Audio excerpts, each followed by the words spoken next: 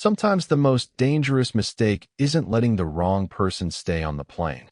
It's forcing the right one to leave. Flight 482 to San Diego should have been pushing back from the gate in less than 8 minutes. Instead, every conversation inside the first-class cabin stopped at once. Vivian Calloway, the 34-year-old CEO of Meridian Aerospace Holdings, stood in the aisle with the calm confidence of someone who had spent years making decisions that no one questioned twice. Her tailored navy blazer, polished heels, and silver company badge drew every eye around her without effort. 2 private security officers waited just behind her shoulders. Across from them stood Dorian Mercer, wearing a faded brown jacket, worn blue jeans, and sneakers that had clearly seen better years. Beside him, 7-year-old Nora Mercer wrapped both arms around a small stuffed fox, pressing herself close to her father's side without making a sound. Dorian rested one hand gently on her shoulder. His face remained perfectly still. He didn't argue. He didn't raise his voice. He simply looked at Vivian as if waiting for her to finish. "Remove him from my aircraft," Vivian said evenly. Immediately, the nearest guard stepped forward. Several passengers lifted their phones, pretending to check messages while quietly recording. A businessman near the window shook his head. An older woman whispered that the man should have followed instructions. Nobody asked what had actually happened. Nobody asked whether Dorian belonged there. They had already decided. The guard reached for Dorian's arm. Nora looked up at her father. "Daddy?" she asked softly. Dorian glanced down and offered the smallest smile. "It's okay, sweetheart." His voice carried no anger, no fear, only reassurance. The guard hesitated for half a second before reaching again. Vivian folded her arms. Every passing second delayed departure, and delays meant headlines, complaints, and unnecessary attention. She had no patience for any of it. "Escort him off the plane," she repeated. The second guard moved into the aisle. The cabin became completely silent. Then the cockpit door opened. Captain Elias Whitmore stepped into the aisle, adjusting one cuff as he looked toward the disturbance with mild irritation. His eyes passed over the security officers. They settled on Dorian. He stopped walking. The color drained from his face. For one long second, nobody moved. Then the veteran captain took a slow breath and spoke words that froze every person on board. "What on earth are you doing?" he asked, staring directly at the guards. "Do you have any idea who you're trying to remove?" 2 days earlier, Terminal 3 at Los Angeles International Airport moved with the practiced rhythm of thousands of travelers who believed every minute mattered.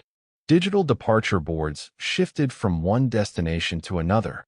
Rolling suitcases echoed across polished floors. Coffee shops filled before sunrise. Airline employees greeted passengers with rehearsed smiles that rarely lasted beyond the next customer. Dorian Mercer stepped through the sliding doors carrying a single backpack over one shoulder while Nora walked beside him, carefully holding her stuffed fox with both hands. She looked up at the giant aircraft outside the windows and smiled. "Is that ours, Daddy?" she asked. Dorian followed her gaze and nodded once. "That is the one." Nora grinned before returning to the small notebook she carried everywhere. She had been drawing airplanes for nearly an hour during the drive from Orange County. Every page looked slightly different. Every wing had its own shape. Dorian noticed another empty page waiting to be filled. "You still planning to become a pilot someday?" he asked. She looked at him with complete certainty. "Maybe. But first I want to know why airplanes always sound different." Dorian smiled. "That is a better question." He never laughed at her curiosity. He answered every question as carefully as he could. It had become their morning tradition after his wife passed away 4 years earlier. 3 questions before every important trip. 3 answers before the day truly began. A notification appeared on his phone. Boarding would begin in 45 minutes. Plenty of time. He slipped the phone back into his pocket without checking the other messages waiting beneath it. Most of them came from unknown numbers he had ignored for months. He preferred quiet over attention. Across the airport, Vivian Calloway arrived through the executive entrance reserved for corporate leadership. Her schedule had changed twice before breakfast. Meridian Aerospace Holdings was preparing to announce its largest commercial partnership in company history later that afternoon in San Diego. Every interview, every photograph, every public appearance had been planned down to the minute. Delays were unacceptable. Mistakes were worse. She walked quickly through the private security checkpoint while her executive assistant reviewed the morning agenda. 3 meetings, 1 press conference, 1 investor luncheon. Everything depended on arriving exactly on time. Vivian accepted the briefing without slowing her pace. She believed discipline solved almost every problem. Unknown to both of them, another pair of eyes had already noticed Dorian from across the terminal.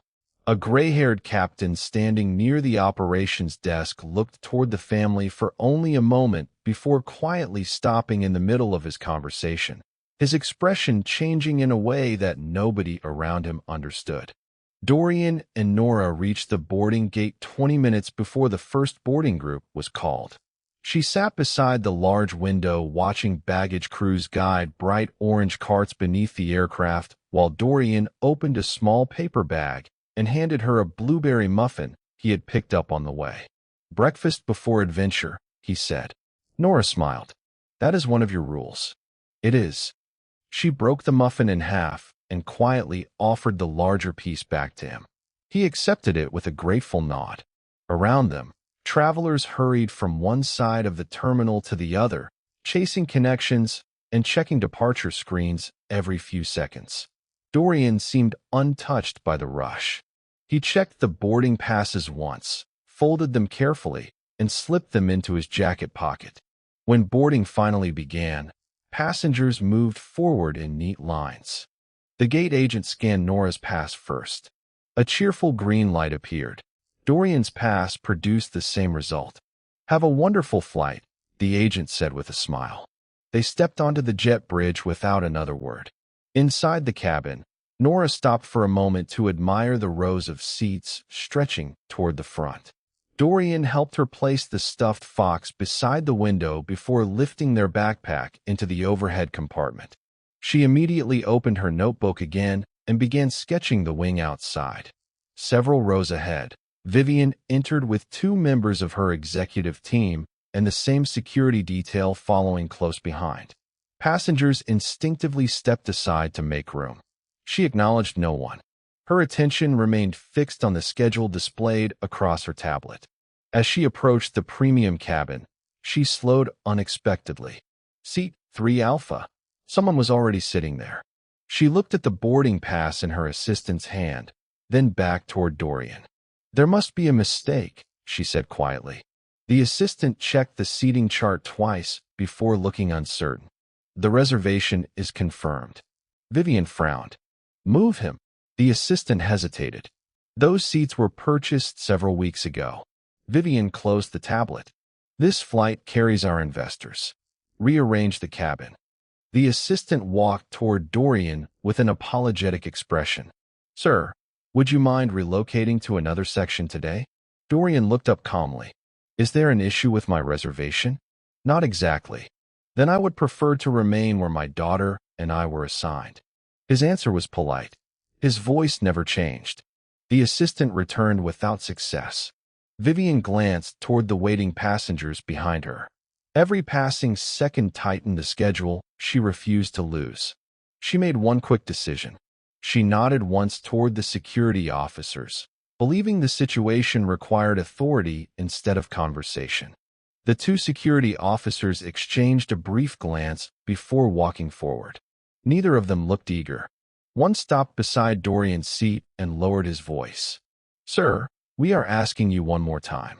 Please come with us." Dorian looked up without the slightest hint of frustration. "May I ask why?"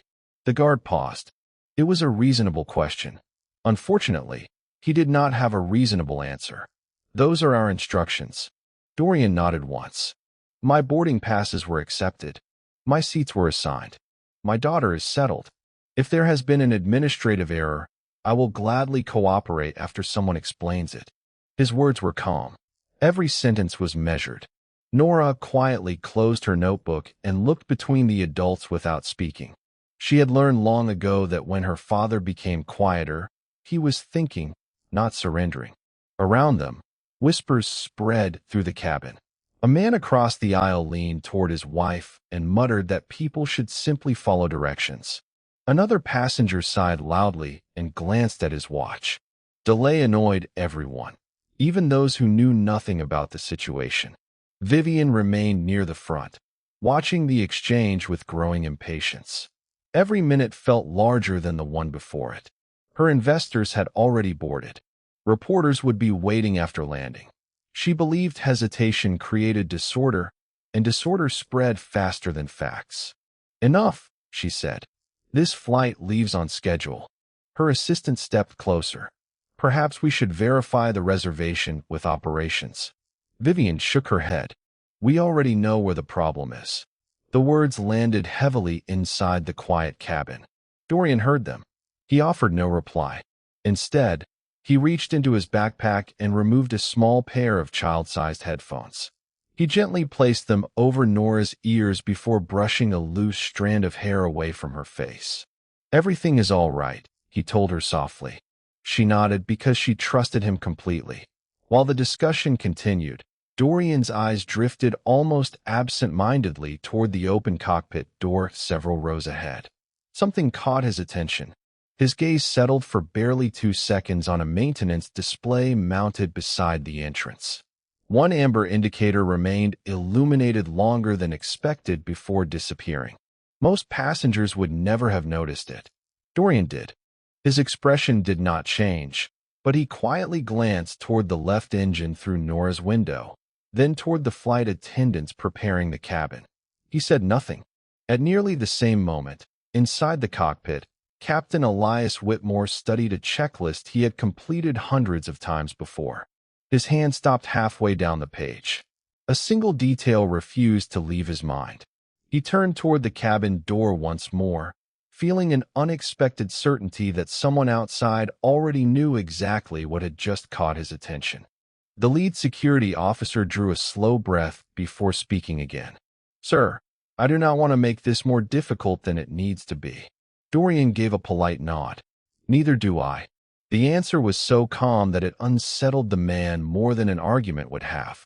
Vivian stepped closer, her patience nearly exhausted. She had built her career on making fast decisions and expecting immediate results. Delays cost money. Hesitation invited uncertainty. She had no intention of allowing either one to define the morning. "Captain Whitmore answers to this company," she said evenly. "So does everyone on this aircraft. Remove him now." Several passengers quietly agreed. One executive whispered that company leadership should never be challenged. Another traveler glanced toward the exit, calculating how much longer the departure would be delayed. Nobody noticed Nora reaching for her father's hand beneath the armrest. She squeezed it gently. Dorian returned the squeeze without taking his eyes off the people standing before him. "Daddy," she asked softly, "are we going to miss Grandma's birthday?" He looked at her and smiled with the same quiet confidence she had trusted her entire life. "Not if everything goes the way it should." She accepted the answer without another question. The first officer appeared briefly at the cockpit entrance and exchanged a quick look with Captain Whitmore before disappearing inside again. Something unusual had interrupted their normal departure routine. It was small, almost invisible, yet experienced crews understood that the smallest irregularities deserved respect. Captain Whitmore reviewed the departure display one more time. The amber indication had cleared exactly as expected, but another detail continued bothering him. It was not the aircraft. It was the timing. Someone outside had looked toward that system at precisely the same moment he had. He closed the checklist without signing the final confirmation. That had never happened before. Back in the cabin, Vivian turned toward the nearest guard. "If this is not resolved in the next 30 seconds, I will personally report both of you for refusing a direct instruction." Neither officer responded immediately. Their training emphasized judgment as much as compliance. Something about the quiet father sitting beside his daughter no longer matched the picture they had been given. Before either man could answer, the cockpit door opened once more. Captain Whitmore stepped into the aisle with measured confidence, his eyes moving past every executive, every employee, and every curious passenger until they settled on Dorian alone. The captain's expression was no longer uncertain. He walked forward without hesitation. Then, to the complete surprise of everyone watching, he stopped directly in front of Dorian and extended his hand. Captain Elias Whitmore held out his hand without saying a word. The cabin fell completely silent. Dorian looked up, recognized the familiar face, and slowly stood. They shook hands like two professionals who had once shared a difficult day and never forgotten it. "It has been 5 years, Mr. Mercer," the captain said quietly. Dorian smiled politely. "Good to see you again, Captain." Confused whispers spread through the cabin. Vivian stepped forward. "Captain Whitmore," she said, her tone firm but controlled. "We are already behind schedule." Elias turned toward her. "We are. But delaying this flight for another few minutes is a much smaller mistake than removing the man who once helped save every person on my aircraft." I turned back to Dorian. The captain continued before anyone could interrupt. 5 years ago, I was flying across the Rocky Mountains when multiple warning systems began contradicting one another. Maintenance teams could not agree on the cause. Dispatch could not identify the failure. We were running out of time. He paused briefly. One engineer joined the call from a maintenance facility in Denver. He asked us one question that nobody else thought to ask. Not what the instruments were showing. What the airplane sounded like. Even the flight attendants stopped moving. Less than 3 minutes later, he identified a hidden electrical fault that every computer had misread. His recommendation allowed us to land safely with 214 passengers. The captain looked directly at Vivian. "That engineer is standing in front of you." Dorian lowered his eyes. "Many people helped that day." Elias shook his head. "You were still doing it." He pointed toward the cockpit. "A few minutes ago you noticed an abnormal indication before anyone said a word. You recognized it from halfway down the cabin." The captain took one slow breath before adding the sentence that changed the entire atmosphere on board. "After that flight, the National Air Safety Review Board invited Mr. Mercer to help rewrite the diagnostic procedures now used by commercial flight crews across the country when electronic warnings conflict with one another. Thousands of pilots have trained using guidance that began with his recommendations." Nobody spoke. The businessman who had quietly judged Dorian looked away. One of the security officers lowered his eyes. Vivian stood perfectly still.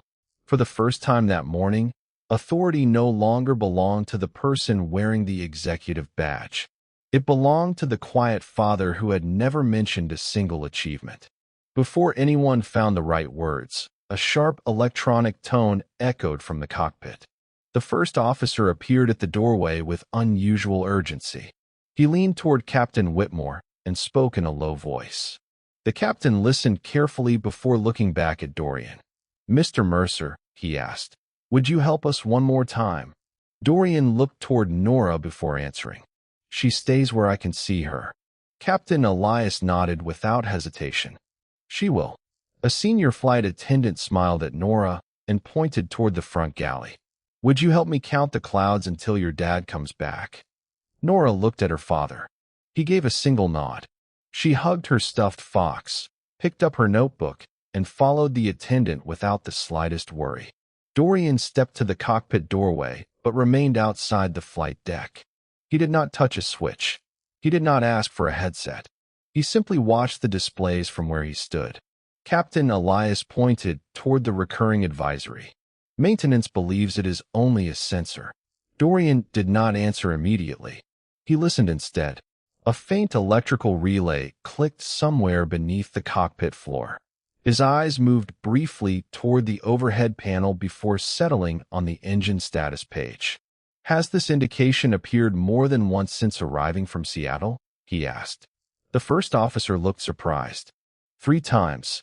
Dorian nodded. "Did it disappear each time after the power source changed?" Yes. The first officer frowned. Exactly. Dorian looked back at the captain. Then I do not think the sensor is the problem. Silence filled the space between them. What do you think it is? Elias asked. Dorian answered calmly. Something upstream is feeding inconsistent information into the system. The airplane keeps correcting itself, but it should not need to. He paused before adding, please ask maintenance one question. Do not ask whether the sensor passed inspection. Ask whether every electrical connection feeding that circuit was physically checked this morning. The captain immediately picked up the interphone and repeated the question word for word. Less than 30 seconds later, the maintenance supervisor answered. The inspection report had verified the sensor itself, but the upstream connection had only been checked electronically, not physically. Dorian gave a small nod. Please ask them to inspect that connection before departure. The first officer looked at him with open curiosity. You have not even seen the panel. Dorian smiled faintly. I do not need to. Systems usually tell the truth. We just spend too much time listening to the warning instead of the pattern. Captain Elias lowered the handset and made his decision without another discussion. Ground maintenance. Perform a physical inspection before pushback. News of another short delay spread through the cabin almost immediately. Some passengers sighed. Others looked annoyed. Vivian remained completely silent. She no longer saw a passenger sitting in seat 3 Alpha. She saw a man who had quietly changed the course of an entire flight by asking one question that nobody else had thought to ask. Ground maintenance reached the aircraft within minutes, rolling diagnostic equipment beneath the forward section of the fuselage. The lead technician connected his tablet and reviewed the recorded advisories. After a brief scan, he looked toward the cockpit with quiet confidence. Every automated test passed, he reported. We are not seeing an active fault. Captain Elias did not answer immediately. He turned toward Dorian instead. Dorian remained calm. Please do one more thing, he said. Do not rely on the computer. Physically inspect the electrical connection feeding that circuit. The technician hesitated for only a moment before nodding. It will take about 10 minutes. Passengers shifted impatiently inside the cabin as the inspection began. Several glanced at their watches. One businessman quietly complained about another delay. Vivian said nothing. She stood near the front door watching events unfold, no longer certain that speed was always the right answer. Outside, the technician removed a service panel and reached into the forward electronics compartment with a flashlight. For several minutes, nothing happened. Then his radio crackled to life. Captain, I found it. Every conversation inside the aircraft stopped instantly. The connector is partially loose. It is making contact most of the time, but not all of the time. That explains why the warning kept appearing and disappearing. The first officer slowly exhaled. That is exactly the pattern we saw. The technician continued. If we had departed like this, the system would probably have generated additional electrical warnings during flight. The aircraft was never in immediate danger, but the crew could have faced unnecessary system failures and an unscheduled diversion. We are replacing the connector now. Captain Elias closed his eyes for a brief moment before thanking the maintenance team over the radio. 20 minutes later, the repair was complete. Every diagnostic check returned normal. Every advisory remained clear. The lead technician stepped into the cabin and walked directly to Dorian. I have been doing this for 18 years, he admitted. I trusted the computer more than the pattern. You did not. Dorian smiled politely. Technology is important. Experience teaches us when to ask one more question. The technician extended his hand without hesitation. Around them, passengers who had spent the morning complaining now watched in complete silence. Nobody applauded. Nobody needed to. The change in the cabin was already obvious.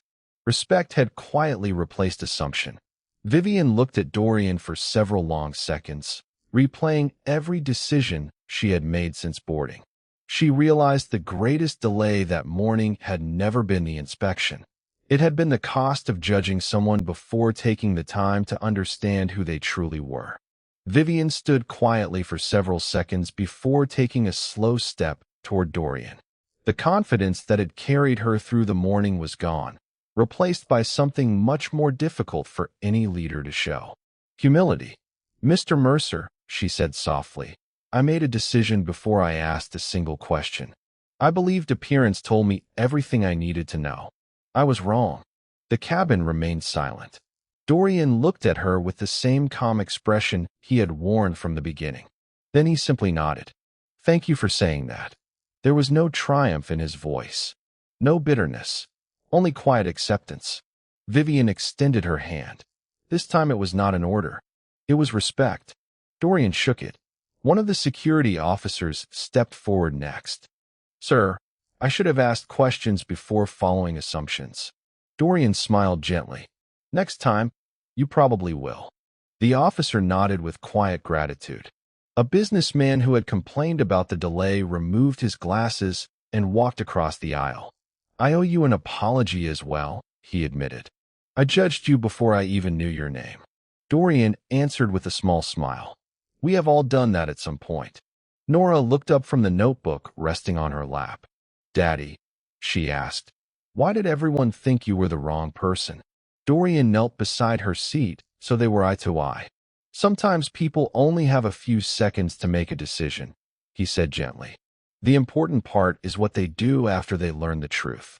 Nora thought about his answer for a moment before carefully writing one sentence across a clean page in her notebook. "Always ask before you decide." Captain Elias noticed the words as he walked by. He smiled quietly before turning toward the passengers. "Ladies and gentlemen, thank you for your patience today. Because one person was willing to ask one more question, we are departing with complete confidence." A warm round of applause spread naturally through the cabin. It was not loud.